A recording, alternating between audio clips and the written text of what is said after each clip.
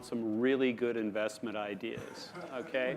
Not those cheap investment ideas we were talking about in the green. You got to get up a lot earlier than this to get those really He's the Dell guy. I'm Quentin Hardy. I'm with Google Cloud. The others will introduce themselves after I ask a first question. But just to sort of set the stage, AI, has had this fantastic boom over the last really 5 years as immense amounts of data have surfaced thanks to online life, and it's become much cheaper to analyze these, reviving older algorithms and developing new ones, putting them largely in cheaper cloud-based systems to plow through immense amounts of data, which has created all of this insight and advantage and really started to reshape very significant parts of the economy.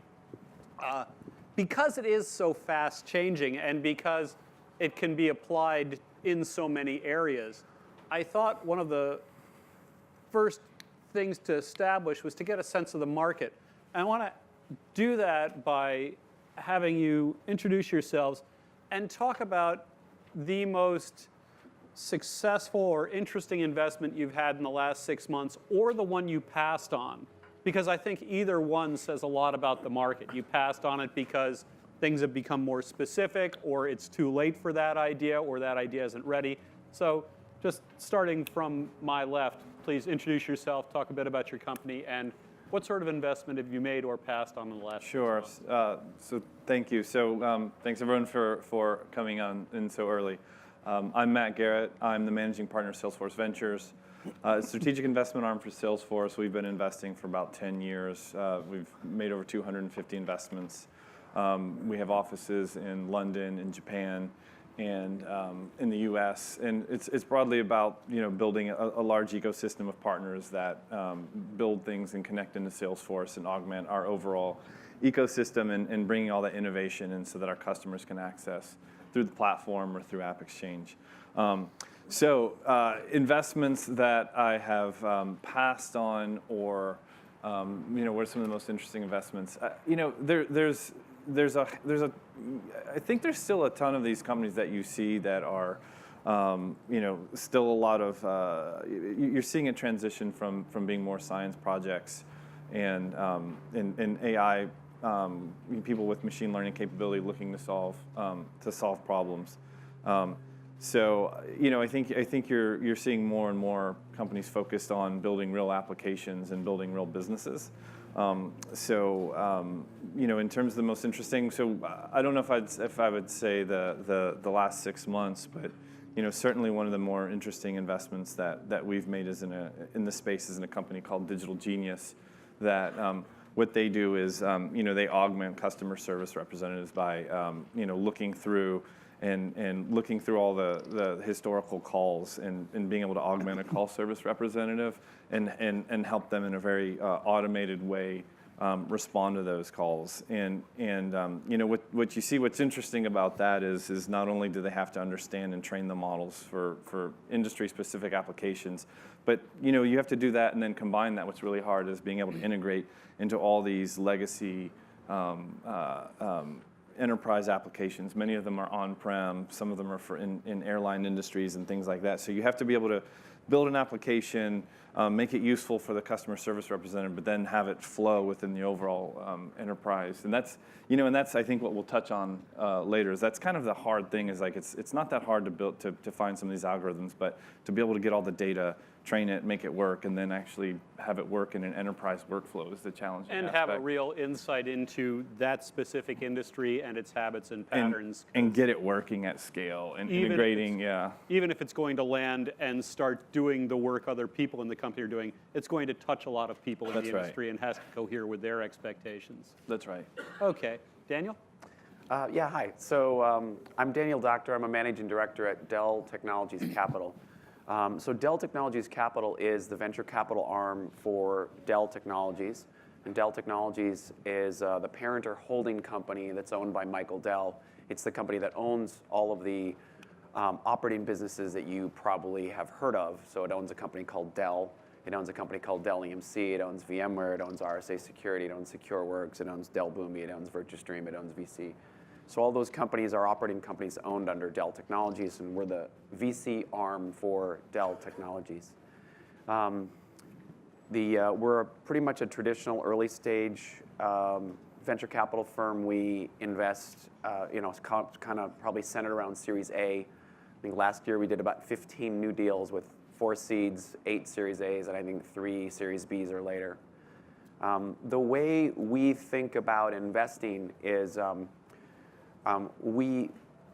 because of who we are and who we're connected with, we have probably a unique value proposition, or at least a value proposition that you can't get anywhere else or from anyone else, which is by virtue of the fact that we're connected to that assortment of operating business units. And so to the extent that those things can be relevant to your company, or can be useful to your company, or there can be a synergy, we can leverage those or help you leverage those. And that's a value proposition that's really nobody else has. And if it works, then it de-risks our investment, helps us deliver outsized returns, which last I checked makes our founders happy and our co-investors happy. And we're very happy as well. He's a happy guy. Yeah. Dad's happy. Yeah. So I'll tell you the most interesting thing I passed on, and it's kind of all tied together. So I think probably about 3 years ago, or a little maybe more than that, I brought in a Series A investment into my partnership to invest called Nirvana. And we loved the founder and the team. We thought they were really, really smart. Still love them, by the way. Naveen, great guy, super smart guy. And we brought it in my partnership. And basically, this was a company that was kind of leading the charge in machine learning-based software, algorithm systems, and chips. And I brought it into my partnership, and my partnership overwhelmingly shot me down and said, we're not doing this. This doesn't make sense. And it was all really, really good VC reasons why we would do that. So this company was doing software. They were also doing a chip, and not just a little chip. I mean, we're talking a. These were guys out of Intel, weren't they? These are the guys that got acquired by Intel. That's why I'm telling you this story. Oh, damn! Come on, Quentin. You killed my. Hey, rewind the 30 seconds. Sorry. So I couldn't get us to invest, but for a lot of really good reasons, right? The company was building software. They had to build, which is a big software project effort. They had to build a chip, which we know is really expensive, and they were actually building a system for this whole thing to sort of software and chip and et cetera to go to. So we looked at this and said, man, this is going to be it's going to take probably $200 million of investment to get it to that point. And we thought it was still really early, and it was going to take a long, long time. So less than a year later, they got acquired by Intel for a really nice sum. And like I said, it's a great company, or was a great team. We knew the team was great. We just passed on it because we thought it was too early. So that's the sad story of my life, or the sad recent story of my life, and shows you how dumb VCs are. However, the silver lining. So I think what that did is that sort of educated us and advised us on, this is, remember, about 3 years ago, sort of got us intrigued and interested and advised us on the space and how important it is and how interesting it was. And so about a year and a half ago, shortly after, probably not that long after Nirvana got acquired, we actually made an investment in another company called Graphcore. And Graphcore is building a deep learning neural network optimized chip. And they have a phenomenal team and an awesome, very differentiated architecture, which looks like it will deliver 10 to 100 times better performance for this current class of neural networks that are in vogue and that everybody's using to solve these problems. And so we actually invested in the A round of that company. We were the outside, lead investor, and I think we wouldn't have got to that point had we not had a good look at Nirvana. Had we not seen Nirvana and realized that it was way more, we couldn't get our head around it, or it wasn't interesting, or we had problems, and so that's the. Well, and of course, a big issue in in venture, what makes venture capitalists good is figuring out the vectors of what's going to be possible.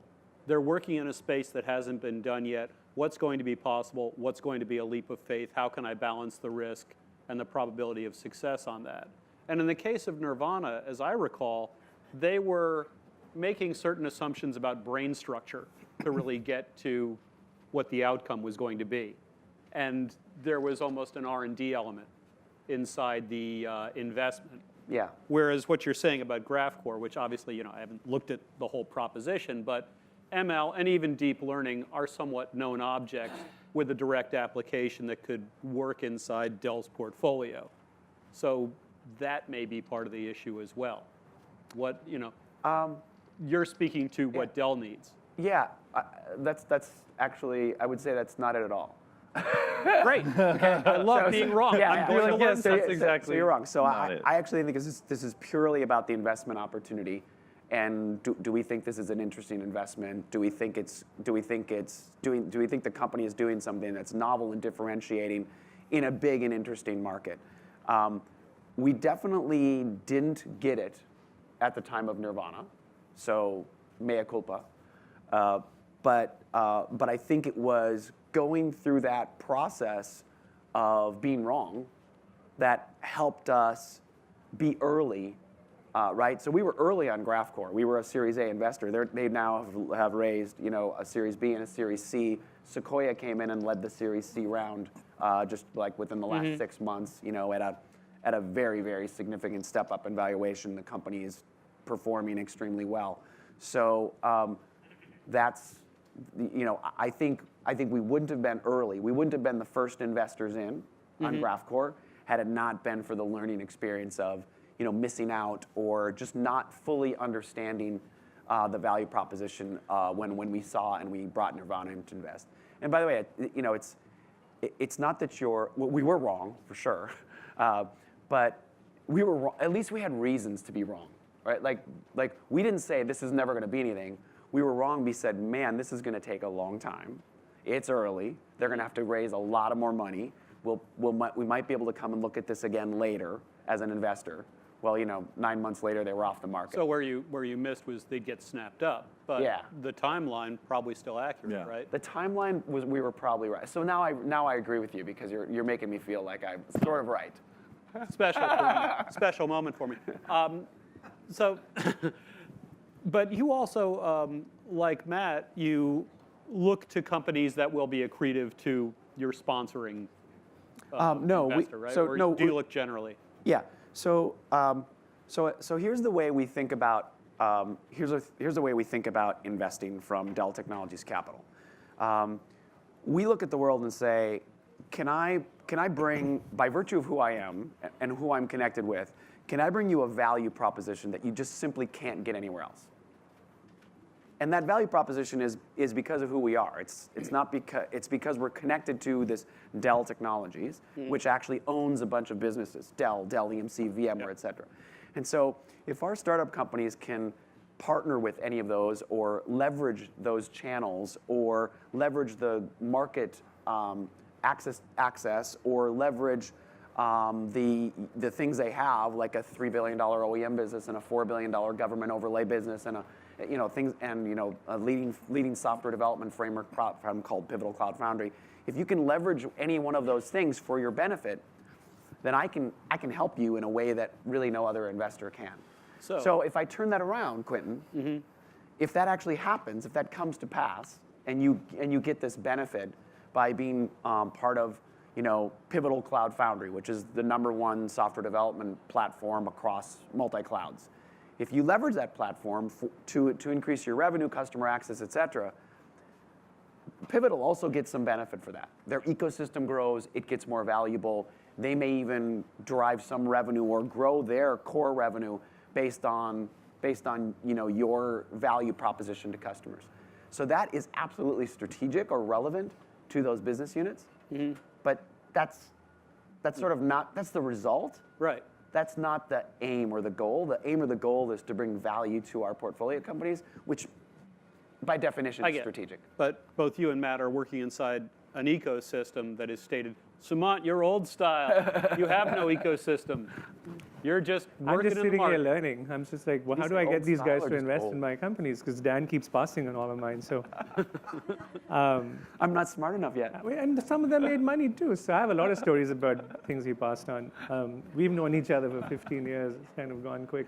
Did he say old style or just old? I'm just whatever. At this early in the morning, you can call me whatever you want. It's okay.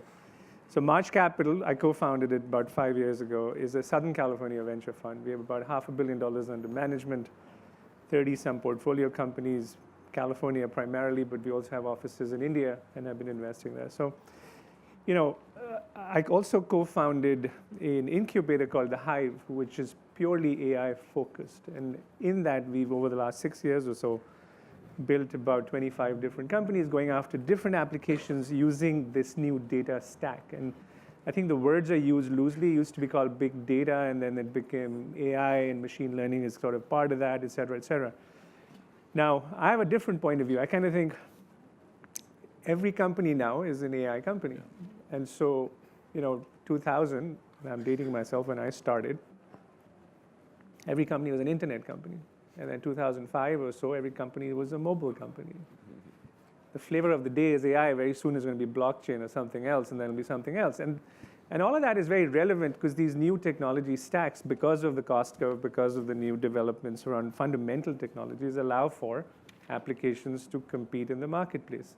And I think I agree with Matt. When Matt said the enterprise is a space that I think is kind of ripe for this new AI revolution. And so we have a lot of companies there. But if you want to talk about a company I regret not investing in, I'll have to go back many, many years, because 6 months is, who the heck knows, right? 6 months is way too early. 2001, early, I just started in this business. I had no idea what was going on. I'd never heard of venture capital before. I didn't even know what it was. You get paid to invest other people's money. Google story? No, it wasn't Google.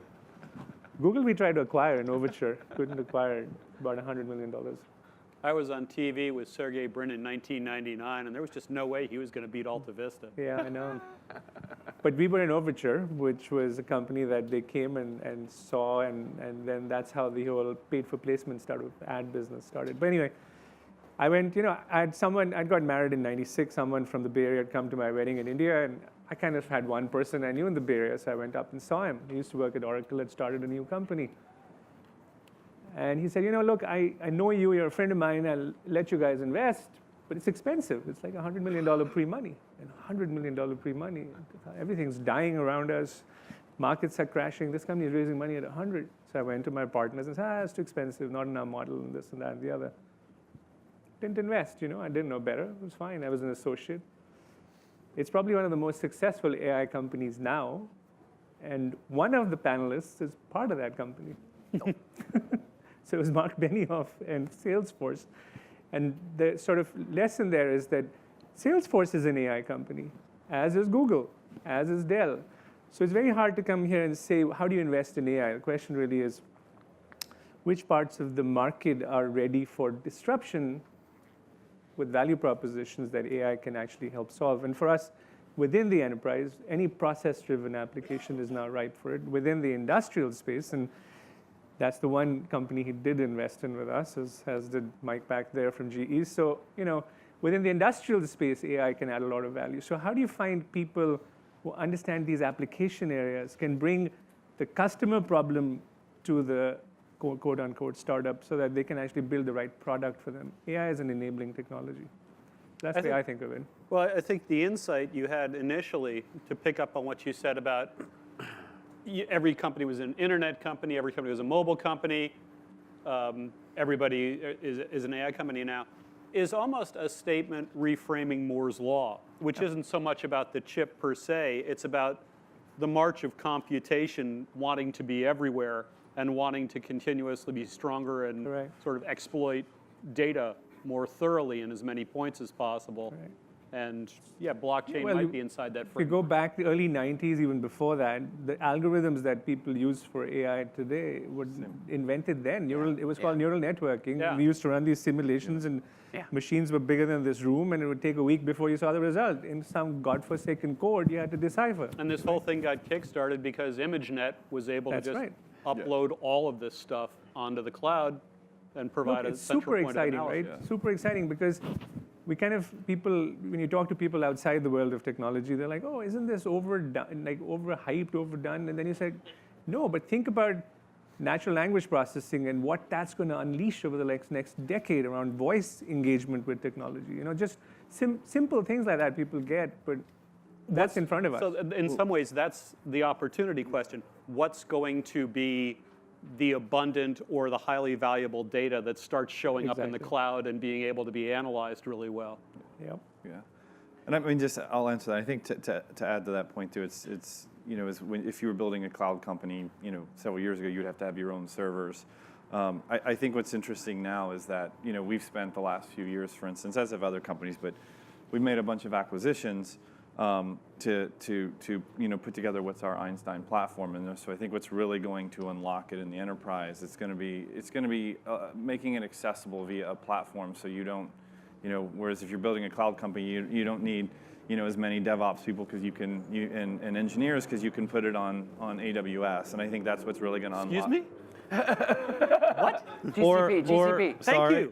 Or sorry, I'm not going to. I'm not going to. There's some very fine always Microsoft know people in the room too. I won't so, get any more questions. I'll just We're go not down gonna right mention now. those Thank you. servers either. Could you get this man a coffee?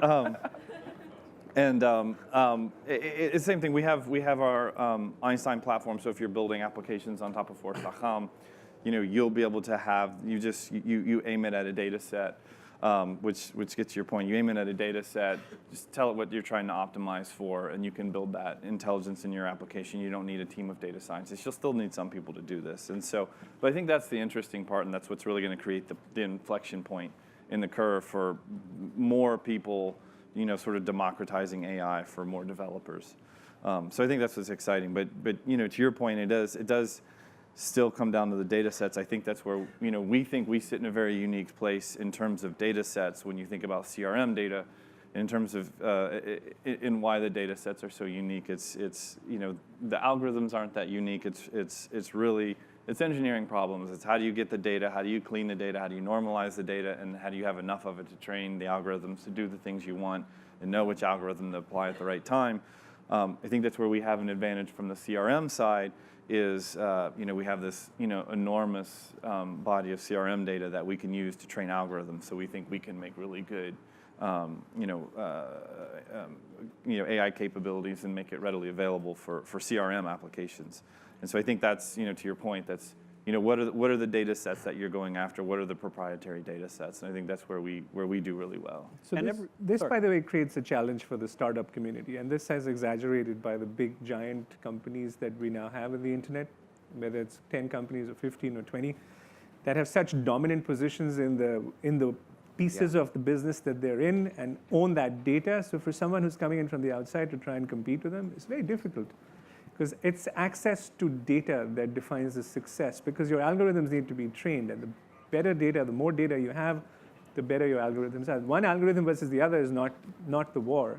Right. It's how do you train these things to act in a way that the customer gets the benefit of it. And so part of the challenge we have as a community of venture funds investing in AI companies is trying to see how can you compete with these giants. And I think it's really true of technology in general. So when something like blockchain comes around or AI comes around, it gives an opportunity for a new kind of wave of companies to come in and try and out-create the big giants. Again, access to data is a challenge. One big sort of problem we don't talk about here is regulation problem or constraint, I would say, in this country and how you're allowed to use data. Whereas you have countries like China where you're AI first and there's maybe not as much control or regulation around what you can do with the data you have. And so they're sort of their companies. We have Baidu, which you think about sort of as an afterthought in China, even though it's a massive company, with thousands of engineers working on AI development for the autonomous vehicle. And for them, that's sort of where they see massive opportunity, because each car is going to have $2,000 worth of software in it, right? And that's a new market for technology, brand new market. So it's stuff like that I think is sort of challenging in the businesses we are in and things we look at. And I think Dan, when he talked about the company he passed on, is probably the right pass, even though in hindsight, it made money for someone. That's kind of a moonshot. You don't know if it's going to happen or not. It's not a rational decision. And you can take a few of them every fund, because you believe in the people. Because at the end of the day, it boils down again, who's going to do this shit? Make it work. And the learning is valuable in itself. It's very tough valuable. to price, but very valuable. The other dimension of this, to circle back to the older, every company is a web company period, the great insight in search was the browser is a sensor. Yeah. And the browser tells you things, not just about, it tells you about pages people are going to, but how long they're staying there and what they're looking at. Intent. And then the phone is a sensor that built up. And in some ways, yes, incumbents have big data sets from this heritage. But now sensors are sensors going into the cloud. Right. And phones can be many things. So that there is an opportunity for the startups to identify novel areas, either due to industry or other constraints about getting to the field. I talked to a company last summer. It was a startup that was based around agricultural disease management. Yeah. And what they figured out was there was no good sequential data model for the life cycle of a plant disease, like boll weevils or corn borers, something like that. And they went to all the universities and they went to all the government institutions and they assembled their own library, which they made proprietary, and then they backed it up with intermediate pictures they took themselves, so that you could go out, take a picture of an ear of corn, and it would say, it's this kind of fungus at this stage, it requires this much pesticide. Perfect use case. Perfect use case. A data set no one had picked up on before that they own. That's similar to health. Valuable company. Very similar to healthcare. I think Patrick Soon-Sheng is going to talk about what he's doing at Nant Health, and it's kind of trying to solve cancer using this kind of technology. It's also massive compute problems. These are, it's the reason why we can use AI now is, as you mentioned, it's cheap enough to do it. Yeah. It was known 20 years ago. It was just goddamn expensive. You couldn't, and not economically feasible. And you didn't have a lot of variance in the data collection, which helped AI a lot too. But the new war, or sort of the battle I see, is between the tech giants and the industrial tech companies, and where you have, and I think you guys, at least at Dell, sit right in the middle of it, and we've co-invested in a few companies like that, where the GEs of the world, for whatever, you kind of look at the amount of money they spent trying to build predicts that went down the tube, but they instigated a market. And the Siemens and the ABBs are now wondering, shit, can we have the data around our machines, the sensors, the data, and not give it to Google or give it to Salesforce or whoever, and be in the middle of that and not lose the value there. And so that gives an opportunity, a rise of a new class of companies that are trying to solve the problem for those guys. Because for them to go hire, and I don't want to offend anyone, but maybe, really smart, good people to go work at GE, you got to spend billions in marketing. GE is a software company. Remember last year, and that team is gone. Yeah, and I think this gets into something we talked before about sort of the business models, or as startup companies think about what it is that differentiates them or how they differentiate. I think the data, or a data set, or a unique, and by the way, there's massive amounts of public data, that data you have access to. But if you can get access to that public data and create, if you will, have a proprietary insight, a metadata, insight, those are the ways that the startup companies have to compete or have to have a differentiator.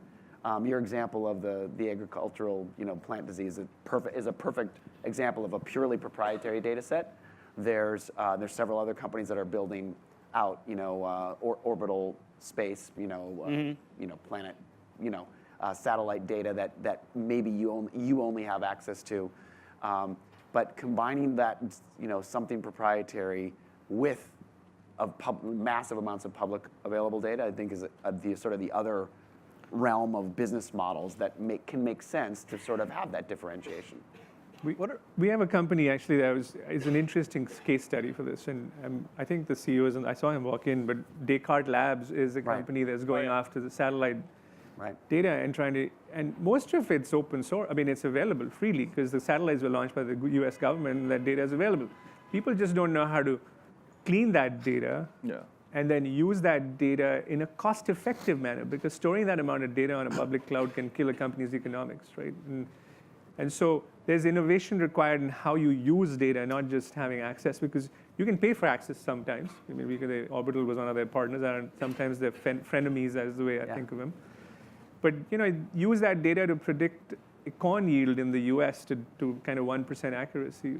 But it's public-private data, and then being able to architect a system to use the cloud in a way that's cost-effective. That's not easy. That's the engineering problem that you were talking about, man. Yeah, it's very difficult. Lots of proprietary data sets that are publicly available. Yeah. You just have to figure out how to spend the time and energy and cobble together in a useful way. Yeah, and get talent to do it, which is like, try and build a company now, trying to find good talent in the Bay Area is like it's very easy. Buy them Rolls Royces. I mean, it's really tough. What is a mark of good talent at this point? A data scientist 2 years ago is very different from a data scientist now or a year from now. Well, we were talking a bit about this before, and it's it's one of the things that influence how I think about investing in AI is one of the first companies that we acquired was RelateIQ, and what I liked about RelateIQ was if you look at their data science capability, I mean, it was very thin at the time. I mean, it was fine, but the bar is so low in terms of being able to surface those insights, and they were really focused on creating magical products that worked really well and were very intuitive, and they would surface these insights. And I think that was very informative because being able to find those people that are very good product people that understand engineering and also have the data science capability, getting people that know how to manage both sides of that in terms of building product, but getting talent that understands both sides of that is really, really hard, and that seems to be the limiting factor. You can find people that are good at one or the other, but it's very hard to understand, to find people that are good at both. Mm-hmm. We have a company in India, Quentin, that sits on 5 billion transactions a year of payment data and processes tens of billions of dollars of payment volume, runs a loyalty program, so understands people's behavior and how they pay for things. Or rather, let's just say that data could help them understand that behavior. And it's invaluable because in that part of the world, there's no such thing as a credit scoring system or a decision making but to actually find people there who can clean that data and figure out how to make that data usable is easier said than done. Even though India has a ton of math graduates and PhDs and all of that, it's just practicality of how you do it. I think I would say countries like the US and China even have better standards to it, more experience. Let's spend a minute on present and future apps. Rob Thies was here before. We were talking about AI bots and essentially the way they were scouring, say, a phone bill to spot anomalies or see if this was a new customer or various things like that, which is fascinating work and is going to really transform the data entry business. Right. And this segues into what we were saying in the green room about well, that's pretty bad news for everybody who is in offshoring or outsourcing. That's correct. Because about 90% of those jobs just got automated. It's a deep problem for India. But think about the benefit to the enterprises. So, and there's this benefit sort of loss equation in every new technical wave, and I think AI I wasn't going jobs, in that direction. Like, people will find other work. It's the nature of it. Yeah, but having said that, I think the way to think about AI today is that it is being used in very narrow fields. And bots is a very good example of it. You have a specific problem, you train your algorithm to work on that specific problem. If it's looking at an invoice and looking for anomalies or trying to make sure that your purchase sort of agreements kind of match what you're supposed to match, or looking at anything within an enterprise, yes. But this broad applicability where things will talk to each other and you have what we call ambient computing sitting behind you, shit working for you all the time, we're still very far from that. Yeah. That's a lot of considerations in building one of those. Yeah. Oh, but that's I don't even think necessarily an AI problem. I mean, if you look at software in the enterprise, like if you're in marketing or wherever, you have a fragmented set of solutions that don't largely talk to one another. Correct. Right. And That's so right. clouds It's try to always been solve that that. way. So if you have a cloud like a Salesforce cloud or a cloud that you have sitting on a piece of data, you can start adding different modules on that and try and make it one homogeneous value prop to an enterprise. But very, very early on in this, I mean, how people will pay for it, how these things talk to each other, it's a problem that's just getting worse, not better. I can't get my Siri to, or I can't, my home automation device to, when I talk to it, to play something on Spotify, it'll either play on the device or on Sonos. Yeah. So, I mean, so if you just think about that experience, I'm trying to say, you know, play this song on Spotify on this device, not on the actual. So AI is the new broken stack. So I can, and it's funny, and I can, if I try like 10 times, I can eventually figure out how to say it in the right order to do it. But like, that's a pretty simple, like, you know, set of commands, but it shows where we are. And by the way, this becomes a bigger problem when you have life-threatening stuff that's being controlled by AI. You have your car that's being driven by a computer. What if that goddamn computer can't talk to a traffic light or something? You know, it's I think self-driving cars are a little way off that way. Yeah, but I'm talking about the promise of it. Like, you know, I was talking to one of our investors who's super excited because he lives in Malibu, and his Tesla allows him to not worry about driving. You can take your hands off the wheel. Yeah, exactly. No, great, but I'd be petrified if I had to do that on the PCH because those lanes are pretty narrow. Don't bike on PCH anymore because there's too many Teslas. This is the a problem with many of the AI stories you see in the press. There was a piece a few months ago saying self-driving lawnmowers are going to wipe out 20 million groundskeeping and lawn care jobs in America. The one problem with this is there is no self-driving lawnmower now that can actually do these functions. So that's a real leap of faith, you know, to think that's going to be invented and deployed, and it's going to wipe out that many jobs. It takes time. Well, mowing a hill is technically, for an AI problem, that's really hard. You've got to read this changing contour and the situations. Like, what's the economics? Would you back that company? Not me. Yeah. Maybe. Yeah, someone else will. I don't know the lawnmower business well, but we're starting to hear from the crowd. Does anybody have any questions or comments? I know there are a couple of people from Microsoft. Quentin's happy to supply coffee to anyone who wants coffee. I can keep going. What about voice recognition apps? Very early, but if you think about, again, I'll go back to countries like India and other parts of the world, where there is a population that probably is not interested in engaging with technology through a keyboard, it becomes your primary interface with the network, whatever the network is. And then, as we were just talking about, voice technologies in the consumer space, which are exciting and innovative, are still very far from being truly usable outside of specific use cases and specific islands. So I think this might be an area where industrial cases are very applicable. Exactly. I know some former Amazon guys who are building voice-enabled controllers for the hotel industry. Yeah. So voice and image, both. This is no different than any other the early stage of any other revolution or technology revolution. So what we're saying here today is, all of us in different ways, is there isn't any magic, oh, here's the AI platform and it's going to integrate with everything and solve all your problems. What's interesting to me is that our expectations, like your expectations, have changed from 2 years ago. 2 years ago, you never would have expected that you would have been able to say, hey, play this song on Spotify on my Sonos device. You never would have expected that. Today, you're pissed off. And now I'm screaming at it. You're pissed off, like, why the hell can't you figure this out? This is simple. This is the real technology curve. Right. So a miracle to pissing me off in an ever shorter time. So this horizontal layer, like behind the scene of goodness, is everybody. That's the vision and that's the dream. It isn't going to exist, and it isn't going to exist for a long time. And I would say that's no different than any other technology sort of a revolution. What does exist, and I think that we're all saying the same thing, is finding a specific use case to solve a real problem, which does one thing and one thing really well, and that might be finding agricultural disease. It might be looking at call records at a call center and understanding and learning how to improve the calls at one specific thing. Absolutely. You can't apply that to another thing where you're doing customer service. It's different. But the applications are really kind of, you have to push your imagination for them because the applicability is very wide. I'll give you an example. I would have never thought of it, but one of the customers of one of our companies pulled it in. This is a company that's doing machine learning at the edge, so it's an edge compute platform.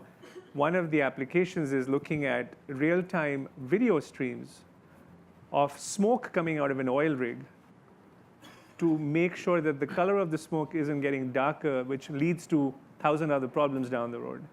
And to be able to do that in real time on a compute platform that looks like a 1/4 of a Raspberry Pi is a very hard technical problem. But the value to the customer is extraordinary because that may stop something from blowing up, or it may stop them from actually having to shut the rig down for half a day, or whatever that cost is. Now, I'm no expert on oil rigs. I don't know where that comes from. But you're seeing that kind of stuff now happen in the world of AI. Yeah. Which is a very specific problem and a use case. Yeah, and on your point on voice, I mean, I think we're still seeing a lot of voice, in the enterprise anyway, we're seeing a lot of voice companies that are, I don't want to say they're looking for a problem to solve, but it's not, it's kind of like what we saw with video to a certain extent. I expected video to be much larger in the enterprise. I would have thought there are Snapchat-like companies out there, there are video sharing that are very enterprise focused, and some of them are doing well. But they didn't proliferate in the same way because for the usage in the enterprise and how you engage with video is how different than how you engage with a consumer.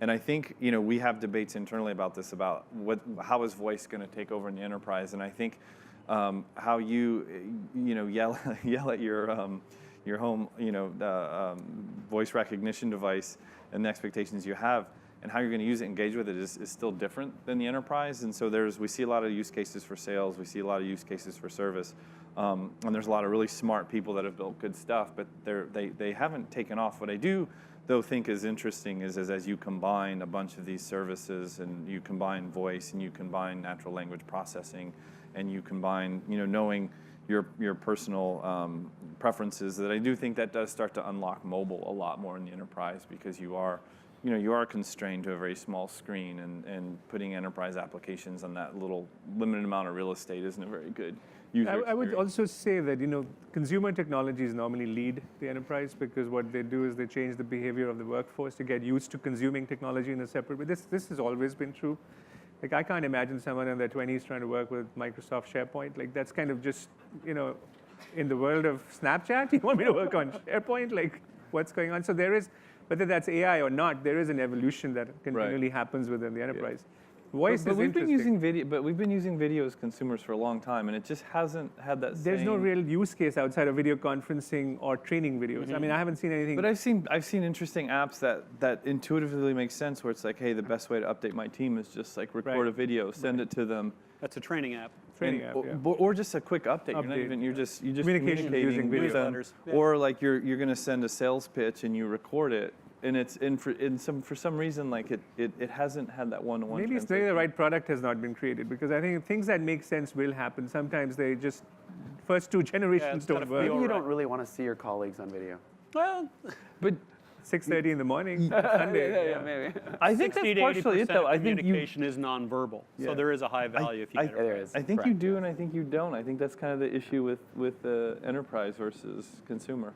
But companies, the communications platforms, and again, this is also another war, which communication platforms are becoming the new dominant consumer platforms. Communications, social, leading to the WhatsApps of the world becoming sort of, dominant, and Google trying to fight that war. And I see it in India yesterday. They had a payments app, and since WhatsApp launched payments, they launched a communications chat around their payments app. They're trying to come up.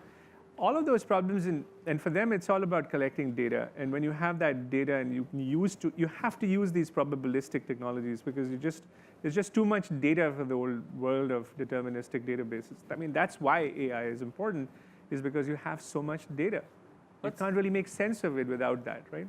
In the time we have left, let's. Any questions you have, please raise your hand or speak up, and we'll call. Oh, go ahead. All right. Matt, my God. Yeah. Sumant, can you talk a little bit more about this, so the enabling technologies of deep learning running at the edge? You mentioned this oil rig smoke example. Like, it's a very powerful, you're building on that a little bit more. Well, Dan and I are investors in it together, and so is Mike Dolbeck there from GE behind us. So I'm going to be very careful about how I say what I say here. But essential problem is that when people thought of connecting the industrial internet and getting value of it, they said, oh, we're going to send all this data into the cloud. And there's a lot of data. There's tons of sensors. And the cloud, one, is expensive. Second, you just don't have the kind of communications network that you need to be able to transfer all that data. then you make sense of it. It takes a while. It's sort of part of what we don't realize is a lot of the AI stuff, the predictive stuff happens in hindsight. You're kind of looking at historic data. Whereas in industrial place, in any industrial system, you need to make decisions right there. And so this company built an operating system, or sort of split sort of what, and gives you the ability to be able to process whatever you want on the edge, whatever you want on the cloud. So it kind of becomes a bridge. One of the applications is this, but there's many applications, right? There's applications in transportation. There's applications in Procter & Gamble is making paper rolls, and they want to make sure that every roll is, the perforation is a straight line, and they're processing the images for that in real time on the factory floor. Challenge is artificial intelligence, machine learning. These are very simple ML problems, and then you have the more complicated sort of deep learning stuff around image processing. It's also driven by what compute platform you have available to be able to do that decisioning, right? And so this is what that company's been trying to work on and solve. It's still early. I mean, it's that, single-digit millions, tens of millions in revenue kind of company. But it was we incubated it with a lot of help from GE, actually. This is a problem that worked with GE and then Dell, because a lot of Dell wants to sell those boxes into the industrial system, and this is sort of one of those ways that you do it. Similarly, I can tell you that if you have a medical imaging machine today, and you talk about image processing of that, how the hell do you get that image from that machine into a compute platform in the cloud to be able to do that? It's just too much bandwidth. And you have security and regulation and compliance and all other things that you have to solve. So that's where people like me get excited, and we have companies. We have another one, I think I saw Ron here, that's working on that, just to be able to transfer that data and do it centrally from a cloud, so you don't have to send to the 50,000, 500,000 endpoints that you have collecting data from, someone to go make sure that it's working or update it or upload some new piece of software on it. Well, we can do encryption in transit and at rest all you want. Exactly. The issue is like finding the higher value data you want to transfer instead of shipping the whole thing. Yeah, and so if you go to a hospital today and you say, I got all these images coming out of these machines, we want to make sense of it. What do? They have a massive, and it's probably Microsoft, sort of server, and they have a bunch of people sitting in there. Trying to imagine a data scientist sitting inside a hospital. It won't happen. You won't get the talent that you want. So you have to figure out how to do it centrally. And there's tons of problems that need to be solved over the way to get it done. So that's where people like me get excited. There's opportunity, and someone pushes the sort of envelope a little bit on the compute platforms. It creates 50 other things behind it that we can work on. Or you could create a market where you leverage sick data scientists and utilize them, and you have an app, and you could utilize them while they're in the hospital. Let's talk about that. I wanted to ask also about exits. Do you think this is mostly going to be an M&A business? Can you see a straight AI company being a public company with a steady revenue stream that Wall Street would want to look at? I mean, on the component side, I definitely can. I think so. That's not a problem. On the software platform side, it's a little harder to see. It's trickier. Yeah. And then I think I still think most of the applications or the use cases will ultimately end up being acquired into some larger entity that sees the value, or else is being disrupted by the fact that somebody has built a much better. Yeah, and is that a break from the last 20 years where people were essentially building applications toward big companies with an eye to getting an M&A out of it? Yeah. I think those people should not raise venture money. I mean, seriously.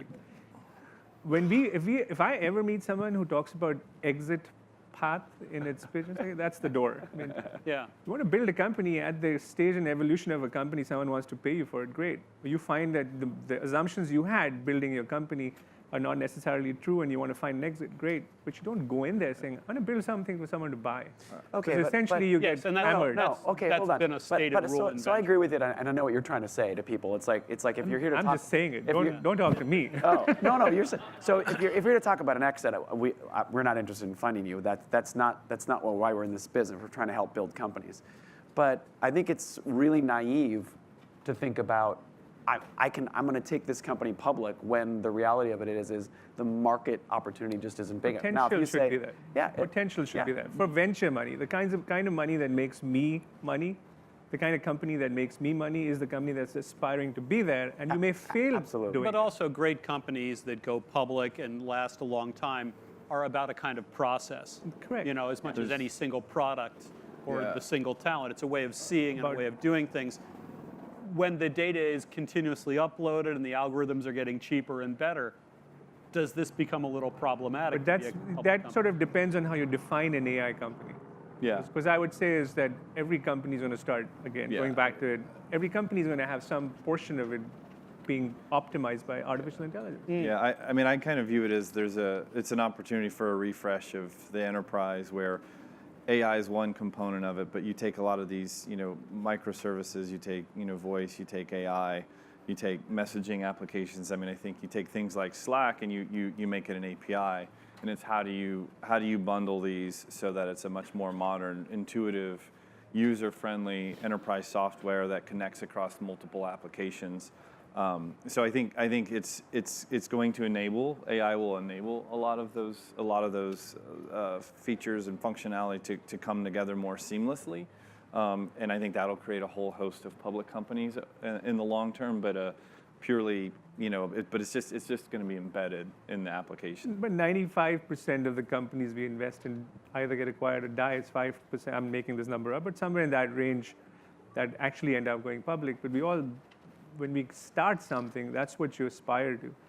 And over the years, as you sort of see what's happening, you see if you have the community around you, you have the customers around you, you have the culture in the company, do you have the right processes, do you have the right talent to be able to go that system? I still think you look at a lot of companies in that, again, particularly going after the enterprise, like they'll nail an initial use case, and you can kind of see where, whether it's in HR or wherever, that can spread into other areas. And sometimes you don't have that clear visibility, like how big of a platform or how is this a massive opportunity? But you can see if they execute on this one thing, maybe it's a public company. It's over time. So I think in those cases, though, you do want to see that, hey, if you just become, if you're not able to extend into these other use cases, then you're probably not a public company. You could, and and there's a lot of companies that have done that. And so I do think you want to look at that and say, okay, if that doesn't work out and this is our downside scenario, like what are the exit options? And so in general, though, what I've noticed, there's two types of exits. And I've had dozens and dozens. There's the kind that you can like, shit, I got to get out of this one. Let me find it all. And then you struggle and you hope you get your money back. I mean, I'm being really serious. The other is the company is doing well and it gets to a place where someone offers you a price and the founder or the board or whoever it's on says, we can't say no to that, right? But yeah. I haven't had much success and been doing this for now 16 years, trying to force in, sort of come to a place where you say, oh, we are at a standstill. We got to find a way to. It's almost that at that point you're like, fuck, I've raised a lot of money. I got to find a way to get this off off my sheet and move on to the next one. And so it's a little more binary. These are not things we think about when we go in. When we go into a company, especially a young Series A kind of company, you think about what can it be? What's the potential? Yeah, and I think you're right. So if you're a seed stage company, I think you're absolutely right. You have to have it. You have to have it. I think over the lifetime of that company, you also have to be really pragmatic about what the real path is. There's decision points as you're raising money. Exactly. We are just under the 2-minute mark, so I want to do a lightning round. People are going to come up to you at the coffee break or the cocktails later on tonight, and they're going to pitch you very quickly. What's the thing you'd love to hear about, would like to see, kind of the reverse of my opening question, the next 6 months or the next year, and what's just too late? I mean, this is very general. I'm very interested in the application to industry-specific areas, financial services, very specific as it ties into Salesforce, but financial services, healthcare, manufacturing, and Industry retail. insights. Yeah. Right. You can pitch me and Matt together. We'll be at the bar, all right? And don't bring your chat bot. Yeah, right. Yeah, that's a little done, huh? I think for me, what's most exciting is someone who comes and explains the vision of how they can be the next Salesforce or the next VMware, or something very fundamental and transformative that can create for the next company. And we may not succeed doing it, but at least have that aspiration. See, that's pure VC. You're looking for a person and a character more than you're looking for a technology. All the time. It's all about people. Yeah. You should have a shirt that says no chatbots. I think that exists already. Somebody has that. Okay, well, we're at the clock. Thank you very much, fellas. Thank you, guys. Thank you.